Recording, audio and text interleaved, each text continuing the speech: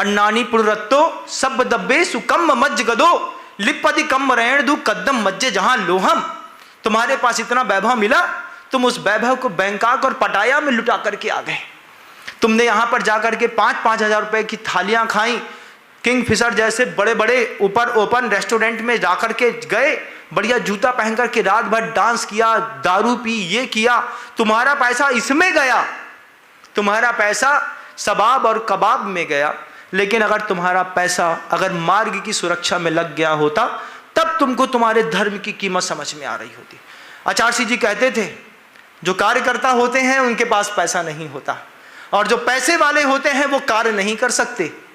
पैसे वाले धनाढ्य लोग सिर्फ धन दे सकते हैं, कार्यकर्ता नहीं बन सकते। आपके पास शक्ति है एक, उस शक्ति का आप भी प्रयोग कर सकते हैं। आपको लगता है एक बच्ची हमारे परिवार से पलेगी, जितने लोग यहाँ पर बैठे हैं इतने लोग भी अगर एक एक बच्ची को भी संभाल पाए तो आपके जीवन का भी एक अप्रतिम सौभाग्य होगा। ये वो व्यवस्थाएं हैं जो आपके बिना भी चल रही हैं, लेकिन अगर आपका सहयोग लगेगा तो फिर बात कुछ और होगी। यहीं पर बैठे हुए बहुत सारे लोग, दादा चमन लाल जी को देखिएगा, दादा सुधीर कुमार जी को देखिएगा, आपके नवीन जी गुड़गांव को देखिएगा। ये वो ऐसे स्तंभ रहे हैं गुरु जी के, इन्होंने 50-50 करोड़ रुपए की राशियां आचार्य जी के निमित्त से दान करी हैं। आपके नवीन जी गुड़गांव, जिनके इस बेल्ट पर यहाँ पर आज आने का मुझे मौका मिला, ये शख्सियत अपने मुंह से कहती है हम ज़्यादा धार्मिक नहीं है महाराज, लेकिन हमारे गुरु से लगाव है। वो जो कुछ कहेंगे तो हम कभी मना नहीं करेंगे।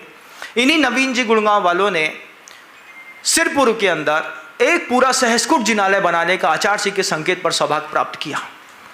क्या राशि लगेगी? जो लगेगी हम लगाएंगे महाराज। जहां गुरु जी गए, कहीं पर जो उन्होंने बोला, यहां एक बड़ी प्रतिमा नवीन की रहेगी, हाँ महाराज श्री हमारी रहेगी, हमारी परिस्थिति रहेगी या नहीं रहेगी, लेकिन आपका बहुमान बना रहेगा, ये बात बिल्कुल तय है। क्या समर्पित कार्यकर्ता, इनके दम पर जिंदा है जैन शासन। ऐसे लोगों के दम पर ये आवाज नहीं करते, चुपचाप शांत बैठे रहते हैं। इनके चेहरे पर इंप्रेशन से आपको दिखाई भी नहीं देगा कि हम इतने बड़े दानदाता हैं। अभी रास्ते में आ रहे थे, उन्होंने अपनी एक जमीन दिखाई, बोले महाराज 25 लाख रुपए की खरीदी थी, आज 25-28 करोड़ की है। हमने कहा क्या करोगे? बोले बच्चों के कर्तव्य से मुक्त हुआ, या तो ये बच्चों के भविष्य में लगेगी या तो ये गुरुजी के चरणों में समर्पित होगी, इसके अलावा इसका तीसरा कोई भविष्य नहीं है। ये सोच के साथ कोई व्यक्ति अपने आप को ऊंचा उठा रहा है, आपके बीच में है, हो सकता है वो भगवान की पूजा के 4 शब्द को छोड़ दे, लेकिन वो साक्षात जीवंत गुरु को भगवान समझ करके जो इस तरीके की पूजा कर रहा है, ऐसे लोगों से जैन शासन हजारों साल के लिए स्थिर हो गया है। इन लोगों की जय जयकार है, उस गृहस्थ की भी जय जयकार है जो इस तरीके से गुरुदेव की आज्ञा को पालन करते हुए धर्म को स्थिरता देते हैं। आप भी उसमें अपना एक नाम नोटिफाई करिएगा।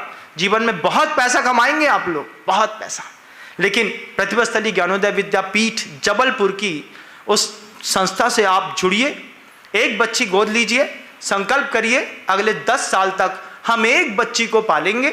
एक बच्ची की राशि हर साल सिर्फ 1 लाख रुपए की राशि होती है, बहुत बड़ी राशि नहीं होती, किसी के लिए भी कोई बड़ी राशि नहीं होती। दिन का, महीने का 9,000 रुपए निकालना। आप एक एक बच्ची गोद लीजिएगा, आप एक एक बच्ची गोद लेकर के तय करिए 10 साल तक हम उसको पालेंगे, ये हमारी जवाबदारी है। आपके धन से उन बहनों को बल मिलेगा, वे बहनें और गति से बाहर निकलेंगी, वहां तक भी जाएंगी जहां तक कोई ऑक्यूपाई करने का सोच रहा होगा, उसके हाथ से छुड़ा करके उस बच्ची को लाएंगी, प्रतिभा स्थली पे रखेंगी, उसको पढ़ाएंगी। पढ़ाने के बाद जब वो जवान हो जाएगी, अच्छे कुल में उसका विवाह करके धर्म के प्रवाह को संतुलित बनाए रखने के लिए गुरुवर के जो निर्मल उपदेश और आदेश थे उनको भी वह प्रवाहमान करेंगी। आपका भी सहयोग लगेगा, आपका मन पड़े तो आप जरूर अपना समर्थन दीजिएगा। शब्दों को विराम देता हूँ। गुरुदेव श्री विद्यासागर जी।